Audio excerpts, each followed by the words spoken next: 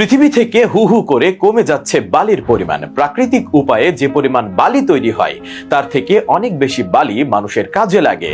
ঘরবাড়ি ছাড়াও বড় বড় নির্মাণে বালি লাগে, কাঁচ ও মোবাইল ফোন তৈরিতেও এটি লাগে। কত বালি তো উঠছে আমাদের চারপাশে, কিন্তু পরিবেশবিদদের মতে পানির পর সবচেয়ে বেশি হেলাফেলা করা হয় এই প্রাকৃতিক সম্পদকে নিয়ে, নষ্টও হচ্ছে অনেক বেশি। অথচ নিজের অজান্তেই আমরা ভয়াবহ এক দুর্গতি টেনে আনছি। আপনি হয়তো ভাবতে পারেন বালুর ঘাটতি তৈরি হওয়া কিভাবে সম্ভব, যেখানে আমাদের সৈকত আছে, মরুভূমি ভর্তি বালু আছে। কিন্তু সত্যিটা হলো বালু হচ্ছে পৃথিবী থেকে সবচেয়ে বেশি তুলে নেওয়া কঠিন পদার্থ, যার সঙ্গে নুড়িও থাকে। জাতিসংঘ বলছে প্রাকৃতিকভাবে যে হারে বালু তৈরি হয় আমরা তার চেয়ে অনেক বেশি হারে ব্যবহার করছি। বালু কমে যাওয়ার ফলে হুমকিতে পড়ছে ইকোসিস্টেম। প্রয়োজনের কারণে নদী, খাত, সমুদ্র সৈকত থেকে প্রতিনিয়ত তোলা হচ্ছে বালি, কারণ বড় বড় ইমারত, আবাসন, সেতু, উড়াল, পুল, এই সবের অন্যতম উপাদান হলো বালি। কংক্রিটের এসব ইমারত তৈরিতে রোজ যত পরিমাণ বালি উত্তোলন করা হয় তত পরিমাণ কিন্তু তৈরি হয় না, সেখানেই বাড়ছে সমস্যা।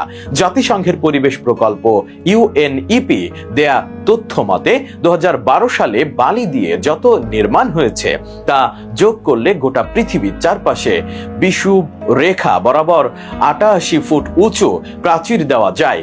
এই যথেচ্ছভাবে বালি উত্তোলনের ফলে ভুগছে পৃথিবী, বেড়েছে বন্যার প্রকোপ।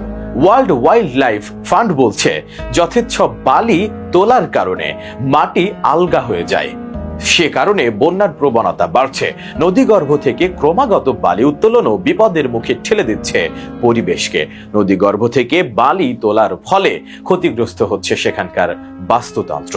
নদীতে বসবাসকারী মাছ, প্রাণী, উদ্ভিদ মারা পড়ছে, নষ্ট হচ্ছে বহু বিরল প্রাণী, এমনকি মাছের সংখ্যাতেও টান পড়ছে বলে মনে করছেন বিজ্ঞানীরা। অন্যদিকে বালি উত্তোলনের রমরমা ব্যবসাকে কেন্দ্র করে গড়ে উঠছে মাফিয়া চক্র। এই প্রাকৃতিক সম্পদ কেনাবেচা করে কোটিপতি হয়েছেন বহু মানুষ। এই টানাপোড়েনে পড়ে প্রাণ হারিয়েছেন অনেকে। ভিন্স বেইসান নামের একজন সাংবাদিক বালির ইতিহাস নিয়ে একটি বই লিখেছেন।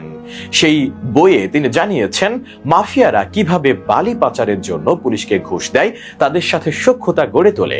এই কাজে তাদের পথে কেউ বাধা হয়ে দাঁড়ালে তাকে খুন করতে দ্বিতীয়বার ভাবে না এই মাফিয়া চক্র। সাংবাদিক বেইসাদ তার নিজের বইতে আরো জানিয়েছেন চীন, কেনিয়া, ইন্দোনেশিয়া, ভিয়েতনামে বালি পাচারের ঘটনা বেশি দেখা যায়, তবে সম্ভবত ভারতে বালি পাচার হয় সবচেয়ে বেশি। প্রাকৃতিক সম্পদ সংক্রান্ত বিষয়ে কাজ করা একটি বেসরকারি সংস্থার পরিসংখ্যান বলছে 2019 সালের জানুয়ারি থেকে 2020 সালের নভেম্বর পর্যন্ত ভারতে বালি পাচারের বলি হয় 39 জন। 2015 থেকে 2016 সালে 19,000 বেআইনি খননের ঘটনা ঘটেছিল ভারতে, যেগুলির মধ্যে বালি উত্তোলনের ঘটনাও রয়েছে। পরিবেশবিদদের মতে এভাবে চললে খুব শিগগিরই পৃথিবীর বুক থেকে বালি শেষ হয়ে যাবে, তাই এর ব্যবহার কমানো উচিত। ইচ্ছামতো নির্মাণ কাজেও লাগাম টানার পরামর্শ দিয়েছেন তারা।